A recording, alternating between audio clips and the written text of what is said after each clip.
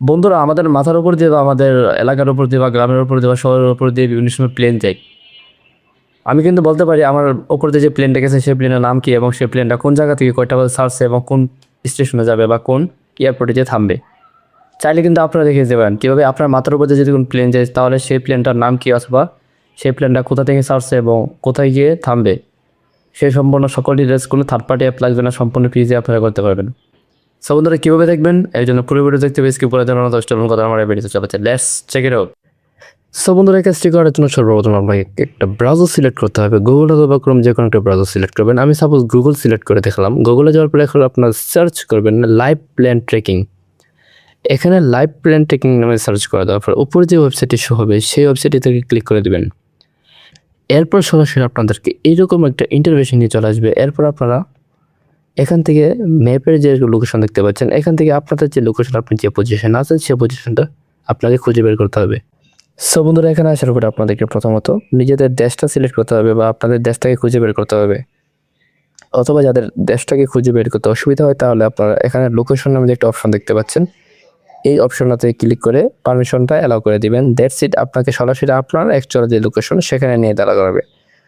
এখন আমি আপনাদের বোঝানোর সুবিধার্থে আমি আমার দেশটাকে সিলেক্ট করলাম, বাংলাদেশে যে দেখতে পাচ্ছেন মানচিত্র।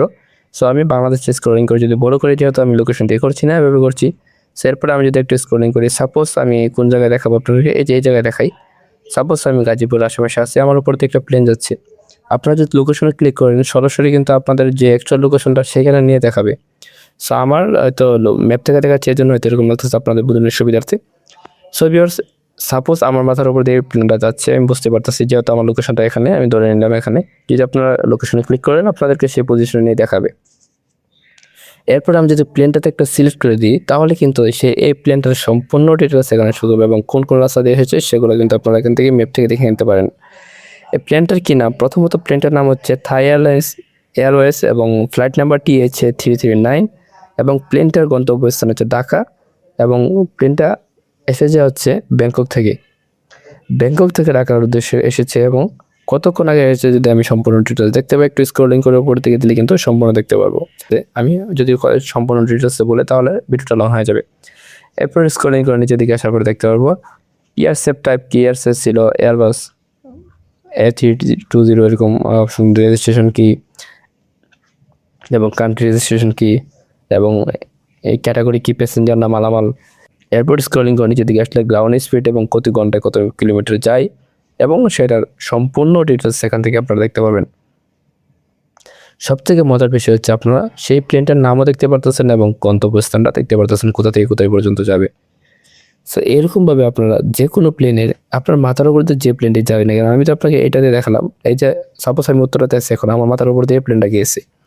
সো এখন আমি এই প্লেনটা যদি একটা ক্লিক করে দিই তাহলে কিন্তু সেই আবার আগের মতো ডিটেলসগুলো আমি দেখতে পারবো। সেই প্লেনটা কিন্তু যেটা একটু আগে আমি দেখলাম ব্যাংকক থেকে ঢাকার উদ্দেশ্যে, সেই প্লেনটি আমার মাথার উপর দিয়ে একটু আগে চলে গেছে। সো একটু স্ক্রলিং করে উপর দিলে কিন্তু সেই প্লেনের আমি সম্পূর্ণ ডিটেলস দেখে নিতে পারতেছি। আপনারা কিন্তু সেমভাবে যে কোনো প্লেনের এরকম লাইভ লোকেশন দেখে নিতে পারবেন। সো ভিউয়ার্স, ভিডিওটা কেমন লাগছে অবশ্যই জানাবেন এবং যারা আমার চ্যানেলে নতুন তারা অবশ্যই চ্যানেলটা সাবস্ক্রাইব করে পাশে থাকবেন। এরকম আরও নতুন নতুন ইন্টারেস্টেড ভিডিও আসবে যা আপনার কাজে দেবে।